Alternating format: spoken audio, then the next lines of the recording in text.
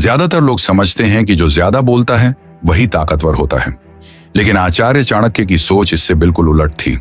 उनके अनुसार असली खतरा उस इंसान से होता है जो कम बोलता है, ज्यादा सुनता है और हर बात को मन में सहेज कर रखता है।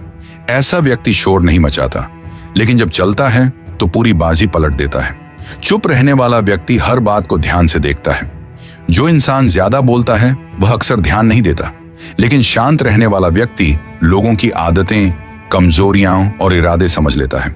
यही जानकारी उसे दूसरों से एक कदम आगे रखती है। वह अपनी योजनाएं जाहिर नहीं करता। चाणक्य नीति कहती है कि अपनी योजना कभी सबके सामने मत खोलो। चुप रहने वाला व्यक्ति अपने इरादे दिल में रखता है, सामने वाले को अंदाजा भी नहीं होता और काम पूरा हो जाता है। अक्सर लोग ऐसे इंसान को हल्के में ले लेते हैं। उन्हें लगता है कि जो कम बोलता है वह कमजोर है, लेकिन यही गलतफहमी आगे चलकर उनके लिए नुकसान बन जाती है। शांत व्यक्ति अपनी भावनाओं पर काबू रखता है। जो ज्यादा बोलता है वह गुस्से या भावनाओं में बह जाता है, लेकिन चुप रहने वाला पहले सोचता है फिर कदम उठाता है। यही संयम उसे सबसे अलग बनाता है।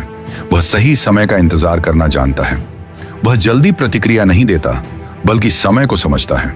जब बोलता है या कदम उठाता है तो उसका असर सीधा और गहरा होता है। उसे बहस से ज्यादा नतीजों पर भरोसा होता है। चाणक्य कहते थे कि बुद्धिमान व्यक्ति शब्दों से नहीं, परिणामों से उत्तर देता है। ऐसा इंसान लड़ाई नहीं करता, बल्कि हालात को अपने पक्ष में मोड़ देता है।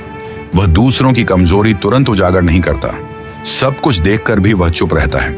यही चुप्पी उसे रणनीतिक बढ़त देती है।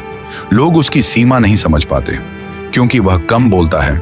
उसकी सहन शक्ति का अंदाजा लगाना मुश्किल होता है, लेकिन जब सीमा पार होती है तो उसका जवाब सबको चौंका देता है।